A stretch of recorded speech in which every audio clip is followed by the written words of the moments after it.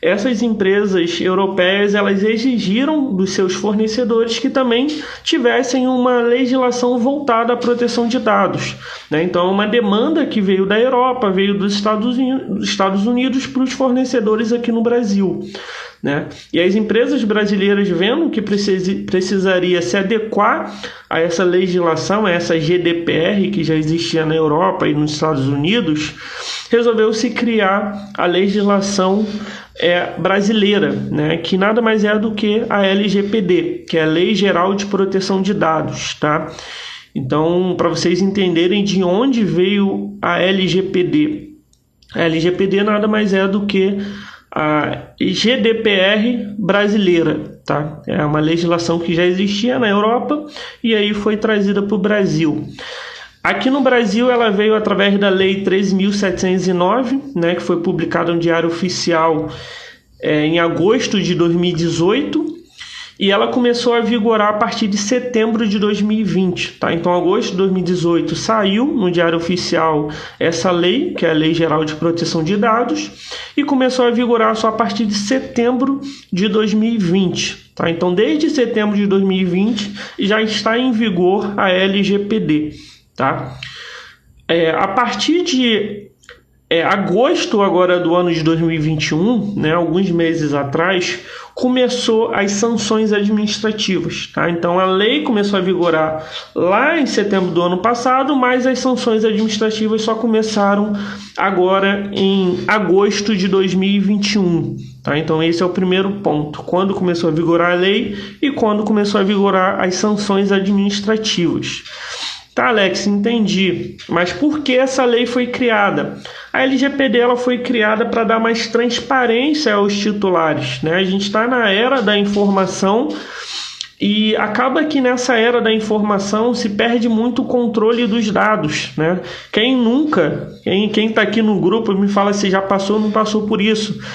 Um fornecedor ou uma empresa te ligar, te mandar mensagem no WhatsApp ou no e-mail, e você nem sabia da existência desse fornecedor, você nunca forneceu os seus dados para ele e nem autorizou que ele entrasse em contato com você, né? Então isso acontece muito, ainda mais agora na era da informação.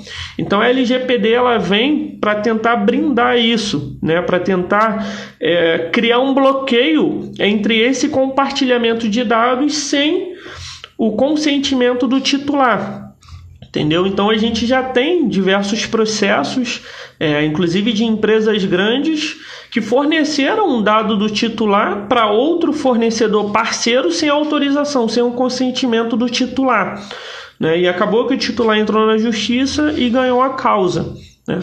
Então é muito sério isso, né? E é uma coisa que realmente era necessária ser conversado e ser criada alguma lei para criar um bloqueio com relação a isso, né? Então a LGPD ela foi criada para isso, né? Vindo da Europa por conta de demandas de empresas de lá, mas também para criar esse bloqueio de compartilhamento de informações do titular, né? Do dono da informação sem o consentimento dele, tá? Uma pergunta que eu recebo bastante é: Alex, quais são os setores mais impactados, né, dentro de uma empresa? Dentre os setores mais impactados, a gente tem o DP e o RH, né, que é o setor que recebe a informação e que armazena a informação, é ele que controla toda a informação do funcionário. Então, o DP e o RH é o setor mais impactado da empresa pela LGPD, né? Depois do DP a gente tem o TI, que é quem cria toda a estrutura, né, os servidores e tudo para armazenar os dados de maneira segura. E depois a gente também tem o setor comercial, tá?